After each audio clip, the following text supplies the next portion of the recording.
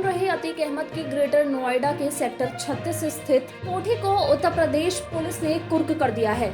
इसकी कीमत 3.7 करोड़ रुपए बताई जा रही है। इस गैंगस्टर एक्ट के तहत कुर्क किया गया है। बॉलीवुड के सुपरस्टार शाहरुख खान के फैन रहे अतीक ने इस कोठी का नाम मन्नत रखा था। आतंक का पर्याय रहे माफिया डॉन अतीक अहमद की कभी तूती बोलती थी।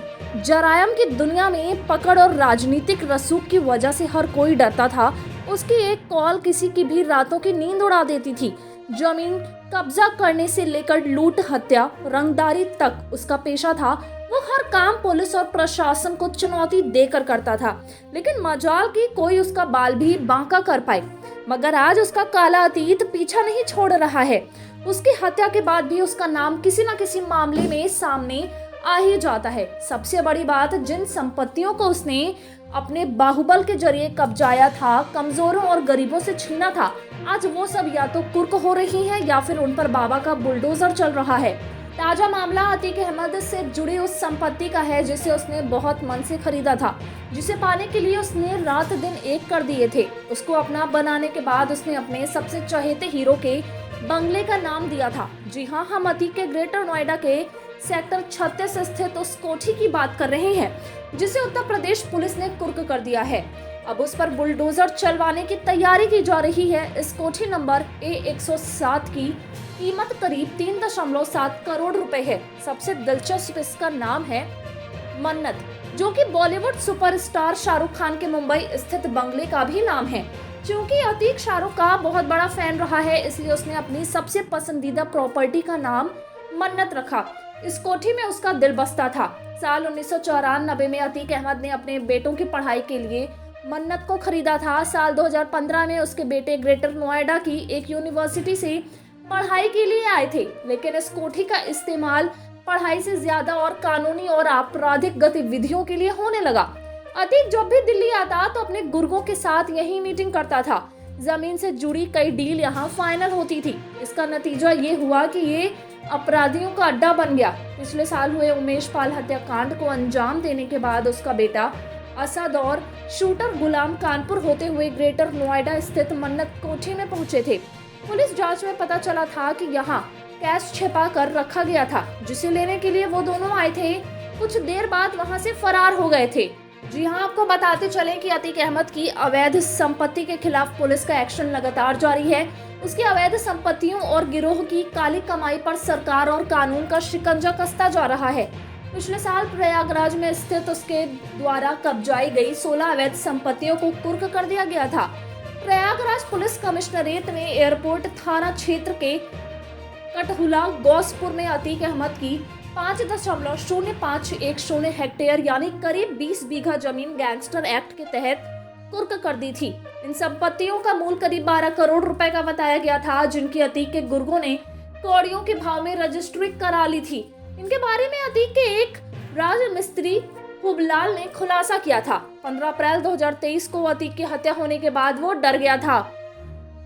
राज मिस्त्री हुबलाल ने खुद पुलिस के सामने आकर गैंगस्टर अतीक अहमद के सारे राज खोल दिए। उसने बताया कि उसके नाम पर 14 अगस्त 2015 को 16 संपत्तियों की रजिस्ट्री कराई गई थी। 14 दलित किसानों को जान से मारने की धमकी देकर उनकी 16 संपत्तियों की रजिस्ट्री हुबलाल के नाम पर कराने के मामले में साल 2020 में खुलदाबाद थाने में केस दर्ज कराई गई थी। इसमें 4 लोगों अतीक, नियाज, जाहिद, रियाज, मोहम्मद शेख के खिलाफ गैंगस्टर एक्ट लगाया गया था। इस मुकदमे को विवेचना कैंट थाना पुलिस ने की थी, लेकिन तब कोई कार्रवाई नहीं हो पाई थी। लेकिन अतीक और उसके भाई की हत्या होने के बाद जब उसका गैंग बिखर गया, पुलिस ने अपना इकबाल इस इलाके में कायम कर लिया। तब जाकर लोगों ने माफिया की करतूतों से पर्दाफाश किया। अतीक अहमद ने साल 2019 में वाराणसी संसदीय सीट से चुनाव लड़ा था। उसने चुनावी हलफनामे में कुल संपत्ति 25 करोड़ बताई थी। हलफनामे से खुलासा हुआ था कि उसके 1 दर्जन से अधिक बैंक अकाउंट हैं। हालांकि कागजी संपत्ति की बात छोड़ दी तो उसने अवैध तरीके से अकूत संपत्ति बनाई थी। उसने 1200 करोड़ रुपए का अवैध साम्राज्य खड़ा किया था। इनमें ज्यादातर संपत्तियां कब्जा करके हासिल की गई थी, लेकिन साल 2020 के बाद से ही उसकी उल्टी गिनती शुरू हो गई थी।